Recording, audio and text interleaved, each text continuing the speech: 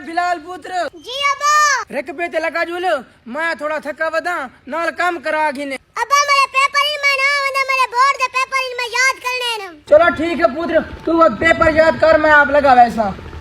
जानू बोर्ड दे पेपर को ला भा स्टोरी तो लव यू भी है।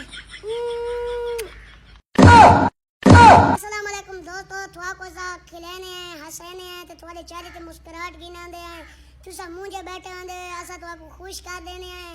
असा मेहनत बहु करने असा को टिकटॉक इतनी अर्निंग नहीं लेंदा पिया बिल्कुल असा यूट्यूब दा नवा चैनल बना छोड़ा है टिकटॉक दी बायो दे विच लगा खड़ा वे बिल्कुल ते साकू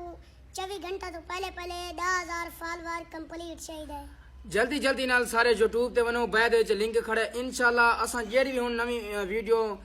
अपलोडिंग करेसूं पहले इंशाल्लाह असा यूट्यूब ते रेसूं और क्योंकि तो पता है टिकटॉक इतनी खास अर्निंग नहीं देंदा असा मेहनत ही बहु करेंदे पे हार्ड वर्क कितना होंदा है शाना भाई यही में गल है कि नहीं जिया जिया जेड़े रानी दे फैन वे ना